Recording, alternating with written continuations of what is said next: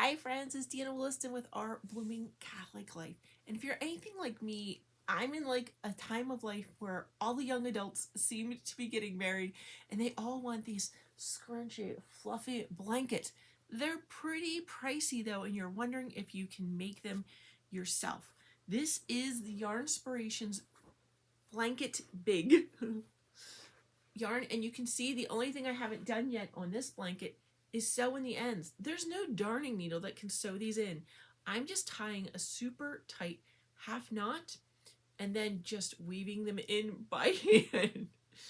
La la la. Just follow the stitch pattern that you've already used. No one will notice them at all. You never want to cut the end of a chenille yarn. There's a chance that you can do some magic by burning the end, but I do not think open flame next to polyester finished blanket is in any way a good idea. So for this project, I am saying just go back and look where your stitches are. This yarn is so big you really can just do it by hand. Now all I did here was a simple, I know, ignore all my ends. It was a knit 3, purl 3, knit 3, purl 3 across. I cast on 30. 30 seems to be the number they are asking you to cast on for all these. It makes a lovely little lap blanket for watching movies, whatever. The 3 patterns are mainly from Yarnspirations, and that's where the bulk of this yarn I've been finding comes from. 3 patterns. This one is literally 2 rows. It's cast on 30 stitches, knit 4 rows. The next row, which is going to be the wrong side, knit 3, purl to the last 3 stitches, knit 3, and the next row is knit. And you just do that to the end with the wrong side row, knit 4 rows, and bind off, weave, and end. Again, these are free patterns online, so easy peasy. Print these out, do them. This one is the most complicated one I've found, and it has a chart as well as the written directions on it. And you can see from the pictures, it's lovely, it's scrumptious, it's very busy to me. To me, the beauty and simplicity of this yarn is just letting it be itself. You can knit the whole blanket, it's beautiful. If you can figure out how to do a simple cable on it, that would be amazing. This yarn is, Bernay Blanket Big is what it's called. Now, the trick is to work with it. I have not found a store near me that carries the knitting needles you need to make any of these. They all want you to use US size 50, which is a 25mm shaft knitting needle. Some will have straight needles in that size. More often, they'll have the crochet hook. I have no idea why nobody is stocking these bad boys, except that they are serious bad boys. I believe they're made from birchwood. I'm not joking. This is the size of them. I mean, look at the size of my finger next to it. Totally dwarfed. These are monsters. And I will say, working with Bernay Blanket Big, my thumbs got sore. I knit Continental. I'm over 50. I have arthritis. So that's not entirely unexpected. And it's just one giant blanket. Take a decent break between any kind of weddings where I can have plenty of rest to do the next one. And honestly, I've woken up the next day and been fine every time. But then I started thinking, well, I'm not going to make these giant blankets all the time. And these did cost $15, and I'm incredibly cheap. So how am I going to get my use out of them? No problem. Ollie's Good Stuff Cheap had a sale, and these yarns, maybe not in these colors, are still available. So there's the Bernay Blanket Ombre, which comes in a cake. There is Bernay Blanket, which comes in a variegated. And there is the Bernay Blanket Bright. So it's a solid color, but it's nice and bright. They're all size 6 yarn, which is considered, let me see here, super bulky. It's considered super bulky. They're 100% polyester. They're just as soft as the big one, but they're a lot thinner. What happens when you knit on your size 50s with a size 6 yarn? Well, you get something that looks like this. I feel like Sigmund the Sea Monster. If you get that reference, yeah, you're probably over 52. It's the exact same pattern as that big chunky blanket, and I cast on 60 instead of 30 because it's smaller, but you can see it's super lacy and not a very good blanket. Oh, but wait, it is incredibly soft and yummy, and it's fluffy.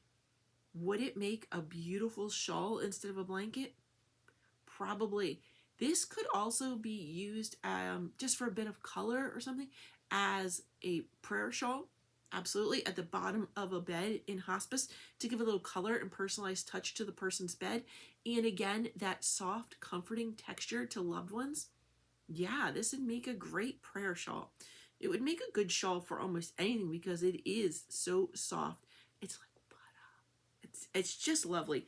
And you're probably thinking, well, what else can I do? I'm going to take this off the hooks because it it just looks like Sigmund the Sea Monster to me. So give me a minute and I'll show you my new idea.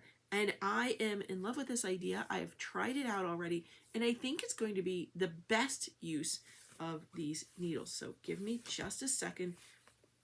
It's so loose, it just kept twisting. And I will say the Knit 3, Purl 3 pattern is difficult to begin. Now, I cast these all on by Slingshot. The knitted cast on was not working so well, but the Slingshot worked amazing. Then you have the problem, though, that you haven't knitted your first row yet. So your first couple rows, yeah, they're difficult. After that, it's easy peasy. But your first couple rows, this one I did do garter stitch first. One of the patterns had recommended that, so I did garter stitch first. And then when I switched to my Knit 3, Purl 3, it took me a couple tries to get that right. I was doing it while watching other videos and I was getting distracted. And it's very difficult to see in the beginning your Knit 3, Purl 3 ribbing. It's just difficult to see until you get really established, and then you can just whiz through. Even if you make a mistake, you can see it easy peasy, do the normal drop down, fix it. So you can see here's the naked needles. They are big, and I swear this is tubing, not like a wire like we're used to. It feels hollow like a tubing.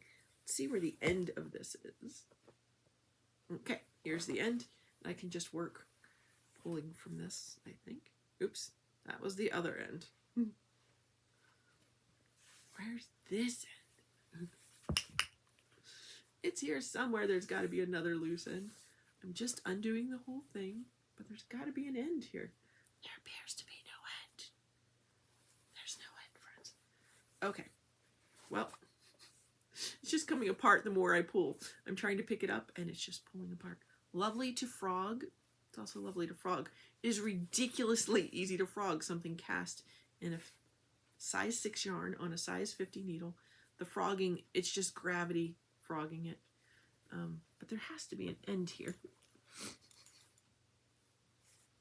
Where'd that begin? It's just frogging like every direction. Anytime I pick it up, it's frogging. Well, that's interesting. I've literally never had that happen before. Well, okay, throw that down. Nix that plan for you. I want to show you now, cakes normally you pull from the center. Let me see if I can find the center of the cake. Oops! They always do that, don't they? They crown a little. That's why some people prefer to pull them from the outside. I prefer to pull them from the inside, and it's getting smaller and smaller. Yet you see the exact same problem I was having before. Where's the... Found the end. Okay. I really wanted to do this with the other blue yarn, but it is what it is. I think the best use of this yarn, this is going to look so funny. Maybe it won't. Maybe it'll look amazing. Is 2 together. So let's just grab this. See what this looks like. I honestly think the single 6 thread is a little, even though it's called super bulky, I think it's just a little bit too small for these knitting needles. And honestly, I think, what's the other size? Size 7 giant jumbo is too big. I think the perfect thing is 2 of the 6s together. I'm not joking. I'm just wondering what kind of fabric that will make.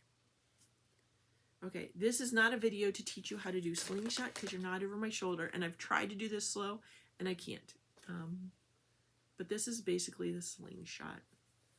So I'm just going to put on like 5 stitches. Actually, I thought I'd hate these colors together, and I'm loving them.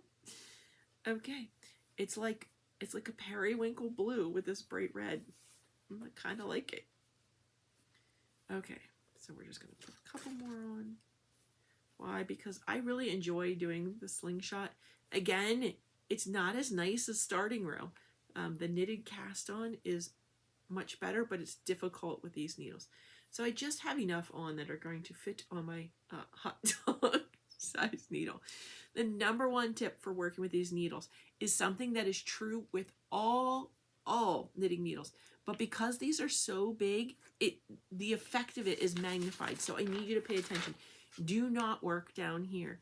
Nowhere on this angled bit should you be working. Use it to help you get into the stitch, but you have to move it back to the shaft. I know there's going to be people out there giggling as I'm saying that. Feel free to giggle, but you have to work on the shaft, not on the tips. The effects of it are going to be magnified, and it's going to ruin your knitting if you don't listen to this tip. Also, this cord does get like all twisty. It's plastic, and I swear it's tubing. It works really well, but there are some kinks. It can get twisted up, so you may need to straighten it out every now and then. So we're going to go into our first stitch. And again, I'm knitting Continental. I'm going to try and hold it up for you. I tried many times here with the camera angle trying to get it just right for you. And I know you're not seeing a lot of the knitting action. This is for you going to be about the fabric we can make. Again, are these somebody's colors? I know, I don't know. I'm loving the effect of these colors together. I'm sorry I don't have a lot of fancy cameras. This is just me. I make very little money, probably in the negative here on this channel if you include all the books and the yarn and the things that I buy to show you. But again, I got this yarn on sale. Please do not buy the Bernat Blanket big full price. If you're a millionaire and want to do that, fine. But wait for a sale or use rewards dollars. Okay, so this slip stitch, our first one, is going to be the toughest, but you want to make sure you really get that next one the full size. Make sure you're working back here. Keeps vampires away too, so it's really good. Anyway, I'm going to do a second knit row just to give ourselves a nice edge here. Again, make sure you're going all the way here in the back. This is the important moment back here, shaft to shaft. I know, silly, don't laugh. You have to do it back there if you want to be able to knit properly. This is about knitting.